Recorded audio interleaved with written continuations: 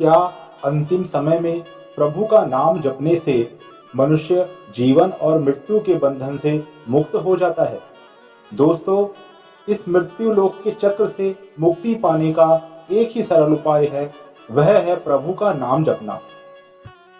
मित्रों, क्या नाम जपने से इस संसार के भाग दौड़ भरे जीवन से, रोज के कलेश से, दुखों और चिंताओं से छूटने का मार्ग मिल जाता है? हमको कैसे नाम जपना चाहिए? क्या किसी भी नाम को जपने से श्रेष्ठ फल की प्राप्ति हो जाएगी? इन्हीं प्रश्नों के उत्तर जानने के लिए आज हम आए हैं। एक समय की बात है, हमारे प्रिय गुरुजी महाराज नाम जपने में व्यस्त थे। तभी कुछ लोग वहां पधारे। उनके साथ एक अत्यंत वृद्ध और बीमार व्यक्ति था। वह चलने फिरने में भी समर्थ नहीं था। उसको एक खाट पर डालकर वहां लाया गया था। लोगों ने बताया कि वह नगर के बहुत धनी जमींदार हैं। अब इनका अंतिम समय आ चुका है। सभी वैद्यों ने भी कह दिया है कि अब इनके बचने की कोई उम्मीद नहीं है। लेकिन कई दिन इसी तरह बीतने पर भी इनके प्राण शरीर को छोड़ नहीं रहे हैं। यह बहुत दर्द में समय काट रहे हैं। हमने कुछ पंडितों को दिखाया तो उन्होंने बताया कि इन्होंने पूरे जीवन में कोई धर्म कार्य नहीं किया, किसी की मदद नहीं की। इनके पुण्य का खाता भी बिल्कुल खाली है। यह पूरा जीवन सिर्फ धन के पीछे भागते रहे, इसलिए इन्हें इतनी आसानी से मुक्ति नहीं मिलेगी। फिर हम इन्हें आपकी शरण में लाए हैं। गुरुदेव, आप ही इन्हें मुक्ति का मार्ग दिखाएं। कुछ विचार करके गुरुदेव बोले, इस संसार में किसी भी परेशानी के निवारण का, वैकुंठ को प्राप्त करने का, पापों को नष्ट करके पुण्य फल प्राप्त करने का सबसे सरल मार्ग है ईश्वर का नाम जपना। उन्होंने गुरुजी से पूछा कि गुरुजी, कृपया हमसे कहें कि नाम जप की महिमा क्या है? नाम जप का सही मार्ग क्या है? साथ ही किसका नाम जपना चाहिए? क्या हम किसी का भी नाम जप सकते हैं या इसके लिए गुरु का मार्गदर्शन आवश्यक है? हमको बताइए कि क्या नाम जप से हम प्रभु को पा सकते हैं? यह सुनने के बाद गुरु महाराज बोले, बालकों, यह तो सभी जानते हैं कि प्रभु का नाम दिव्य और पवित्र होता है। नियमित ईश्वर का नाम जपने से मनुष्य के सभी कष्ट समाप्त हो जाते हैं। इसके साथ ही जब मनुष्य अपने जीवन के अंत तक पहुंचता है तो उसे मुक्ति की प्राप्ति होती है। मैं आपको इससे जुड़ी एक कथा सुनाता हूँ। एक समय की बात है, एक मुनि थे। वह यहाँ वहाँ विचरण करते हुए अजपा जाप करते रहते थे। विचरण करते करते वह कहीं भी निकल जाते थे। एक दिन वह जाप करते करते जंगल में बहुत दूर तक निकल गए। वह अजपा जाप करते थे और दूसरे सनातनियों को भी अजपा जाप करने को प्रेरित करते थे। बहुत रात हो चुकी थी। सांसारिक बंधनों से मुक्त होने के कारण उन्हें कोई चिंता नहीं थी कि वह किस दिशा में जा रहे हैं। उन्होंने सब कुछ प्रभु के हाथों में छोड़ रखा था। जैसी प्रभु की इच्छा, जहां ले जाएं। रात्रि के एक पहर में उन्होंने वन में कुछ दूरी पर अनगिनत दीपों का प्रकाश देखा। ऐसे लग रहा था जैसे आसमान के सितारे धरती पर उतर आए हों। नजदीक जाने पर संत ने देखा कि वहां नाच गाना चल रहा है। अनेक वाद्य यंत्रों पर संगीत बज रहा है। मदिरा पान किया जा रहा है। स्त्री और पुरुष एक साथ नाच गा रहे हैं और हंसना और गाना कर रहे हैं। संत ने जब ध्यान से देखा तो उन्हें ज्ञात हुआ कि वह लोग कोई साधारण मनुष्य नहीं बल्कि भूत प्रेत हैं। तभी उनमें से एक प्रेत संत के पास आया और बोला, हे मनुष्य, चलो मेरे साथ, हमारे प्रेत राज ने आपको अपने पास बुलाया है। मित्रों, इससे पहले कि आप आगे की कथा सुने, आप सभी सनातनियों से प्रार्थना है कि हमारी हिम्मत को बनाए रखें। इसके लिए लाइक, सब्सक्राइब और कमेंट करके हमें अपना आशीर्वाद प्रदान करें। तो चलिए आगे की कथा शुरू करते हैं। संत बिना डरे उसके साथ चल दिए। वह राजा के पास गए। प्रेतों का राजा एक ऊंचे सिंहासन पर बैठा था और कई प्रेत सैनिक उसके पास खड़े थे। वह संत से बोला, संत महात्मा, आज हम प्रेत खुशी से समारोह कर रहे थे, नाच गा रहे थे, लेकिन आपने आकर विघन डाल दिया। आप हम प्रेतों को देखकर भी डर नहीं रहे, जबकि अन्य मनुष्य तो प्रेतों की परछाई देखकर ही मूर्छित हो जाते हैं। क्या आपको हमसे भय नहीं लगता? यह सुनकर संत बोले, प्रेतराज, प्रेतों से वह डरे जिसे मृत्यु का भय हो, मृत्यु से वह डरे जिसे जीवन का मोह हो। हम संतों को ना जीवन का मोह है और ना ही मृत्यु का भय। हम संत तो मृत्यु को मोक्ष मानते हैं। संत से बात करके प्रेतराज को एहसास हुआ कि यह अवश्य ही महान संत है जो इतना निर्भीक होकर बात कर रहे हैं। गुरुजी अपने शिष्यों से बोले, अब संत ने प्रेत राजा से प्रश्न किया कि प्रेतराज, क्या मैं जान सकता हूं कि यहाँ पर जो यह आनंद समारोह हो रहा है उसका कारण क्या है?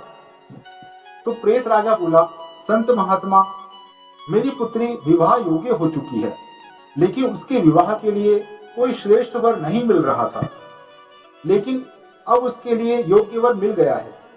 उसकी खुशी में ही समारोह मनाया जा रहा है। संत ने मुस्कुराते हुए कहा, वह कौन है जिसे आपने अपनी पुत्री के लिए वर चुना है? तो प्रेत राजा बोला, उसने अभी प्रेत योनि को प्राप्त नहीं किया है। वह पास के ही एक नगर के एक बड़े व्यवसायी का बेटा है।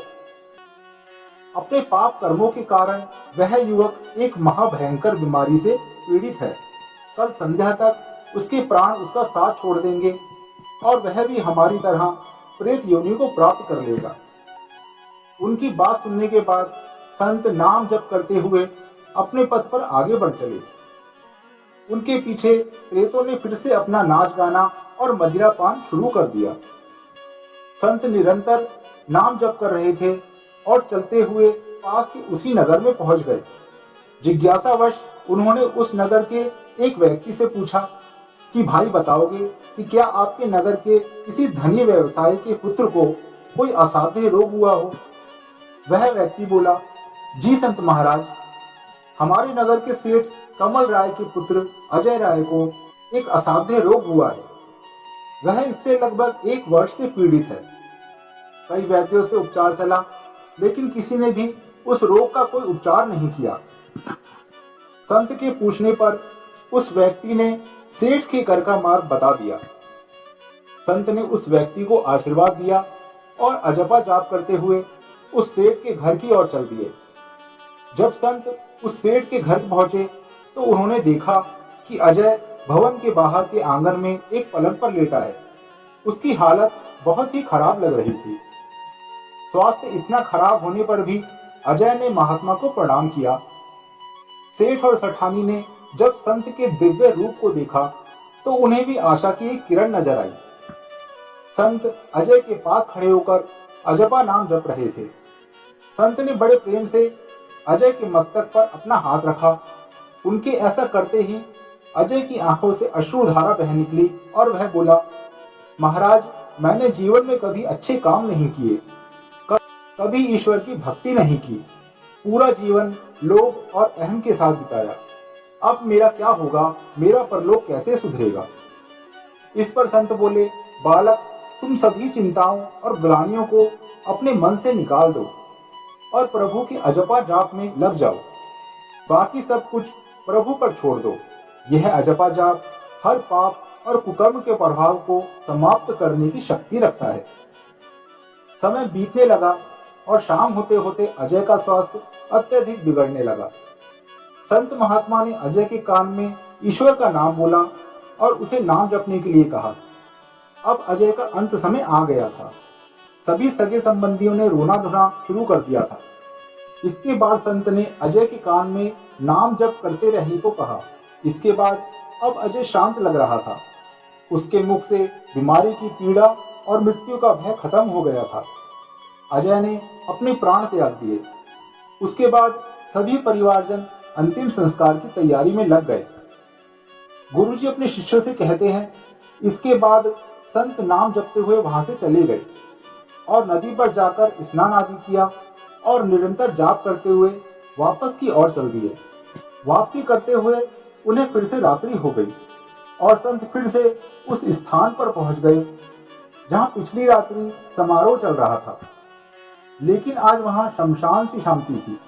उन्होंने देखा सभी प्रेत दुखी बैठे थे। वह प्रेत राजा के पास पहुंचे और बोले, प्रेत राजा, क्या हुआ? आज कोई समारोह नहीं, यहाँ इतनी शांति क्यों है?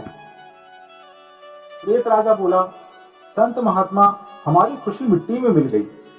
मेरी पुत्री का विवाह नहीं हो सका, वह फिर से कुंवारी ही रह गई। हमारा आनंद समारोह शोक समारोह में बदल गया है। गुरुजी अपने शिष्यों से कहते हैं, संत सब कुछ जानते थे, फिर भी उन्होंने प्रेत राजा से पूछा, यह सब कैसे हो गया प्रेत राजा? आज उस सेठ के पुत्र की मृत्यु भी हो गई, फिर आपकी पुत्री कुंवारी कैसे रह गई? अब प्रेत राजा गुस्से में बोला, यह सब आपकी चतुराई की वजह से हुआ है। ना मैं आपको समारोह का कारण बताता और ना ही आप यह साजिश रच पाते। संत बोले, मैं कुछ समझा नहीं। भला मैं आपके दुख का कारण कैसे बन गया? मैंने ऐसी कौन सी साजिश की जिसका आप मुझ पर दोष मढ़ रहे हैं? प्रेत राजा बोला, आपने यहां से जाकर उस सेठ के पुत्र को नाम जप करने की सलाह दी। उसके नाम जपने से उसके समस्त पापों का ही अंत हो गया और उसने प्रेत योनि में ना आकर मुक्ति को प्राप्त कर लिया। इस पर संत बोले, यह आप क्या कह रहे हैं प्रेत राजा? क्या सिर्फ एक बार नाम जपने से उसने अपनी मुक्ति का मार्ग पा लिया? प्रेत राजा बोला, जी संत महाराज, यदि मनुष्य ईश्वर का नाम जप करता है तो वह अपने सभी पापों से मुक्ति पा लेता है और वह कभी भी इस प्रेत योनि को प्राप्त नहीं करता।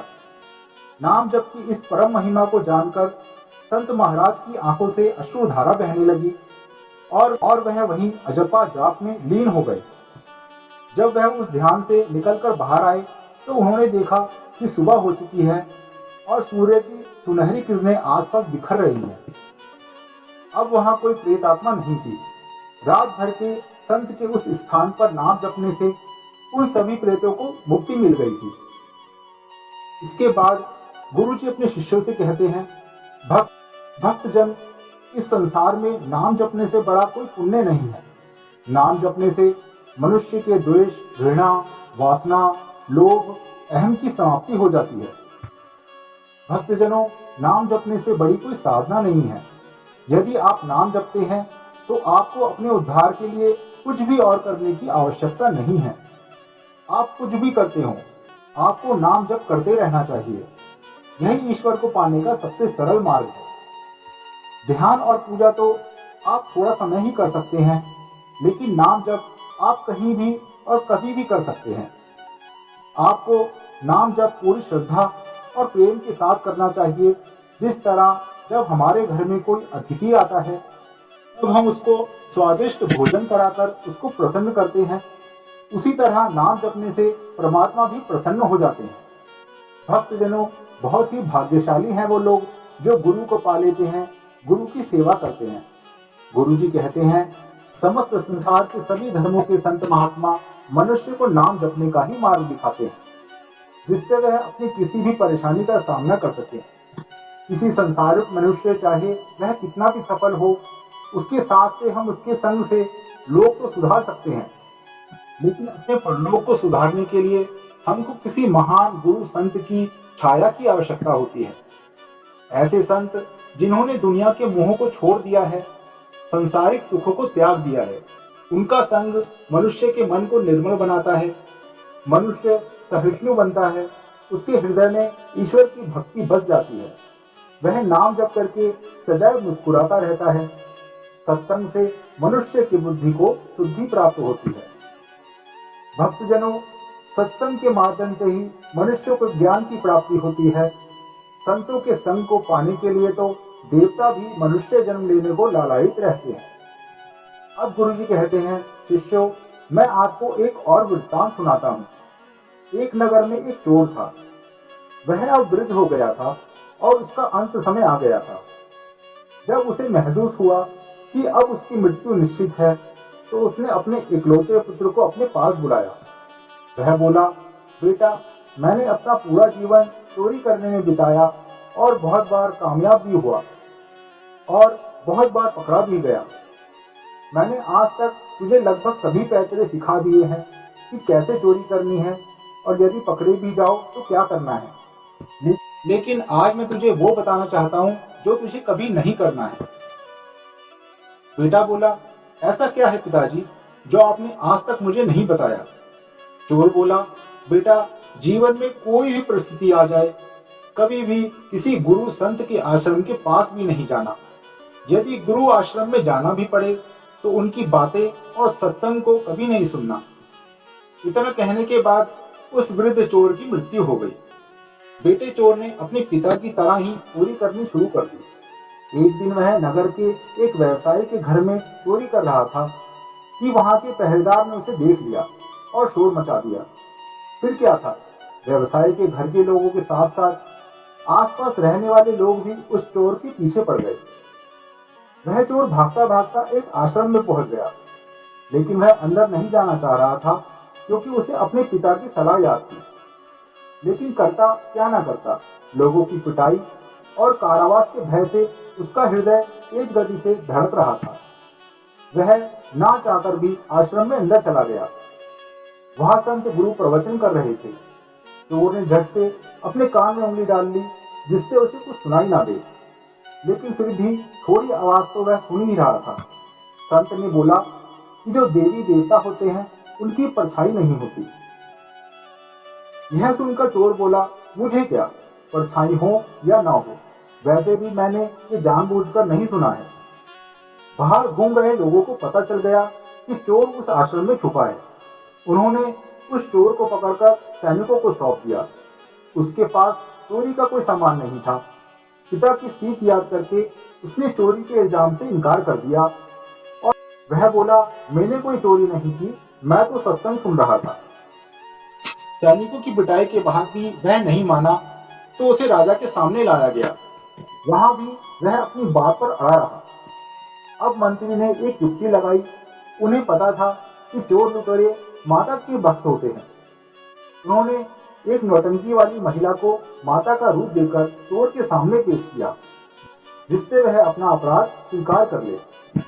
उन्होंने ऐसा प्रबंध किया कि जब वह महिला माता का रूप बनाकर चोर के सामने जाए तो वहां के द्वार अपने आप खुल जाएं और दिव्य प्रकाश भी दिखाई दे। जब चोर ने माता को अपने सामने देखा तो वह उनके चरणों में गिर पड़ा। वैसे भी वह उस समय उन्हीं को याद कर रहा था। माता ने कहा, पुत्र तुमने बहुत अच्छा किया जो तुमने चोरी का अपराध स्वीकार नहीं किया, लेकिन तुम अब मुझे बता सकते हो कि तुमने चोरी की है या नहीं की है। यह सुनकर चोर अपने अपराध को बताने ही वाला था कि उसने उस नौटंकी वाली की परछाई देख ली और उसे सत्संग की वह बात याद आ गई कि देवी देवताओं की परछाई नहीं होती। वह समझ गया था कि यह उसको फंसाने की चाल है। वह बोला, माता रानी, मैंने कोई चोरी नहीं की, मैं तो सत्संग सुन रहा था। यह सिपाही मुझे चोर समझकर पकड़ कर ले आए। सिपाही भी यह बातें छुपकर सुन रहे थे। अब उनको विश्वास हो गया कि वह चोर नहीं है।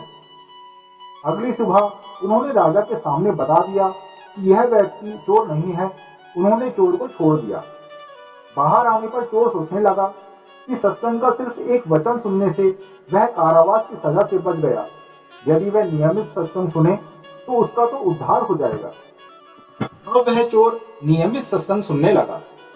धीरे धीरे उसके विचार और कर्म बदलने लगे। उसने चोरी करना छोड़ दिया और कुछ समय बाद ही वह भी एक संत महात्मा बन गया।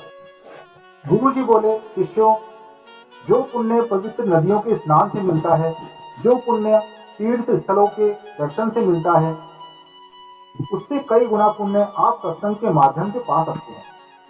गुरु जी बोले, शिष्यों, गुरु के वचनों पर हमारा विश्वास इतना ही पक्का होना चाहिए जैसे एक शिशु अपने माता पिता पर विश्वास करता है कि वही इस संसार में उसके अपने हैं, उसे सही मार्ग दिखाएंगे।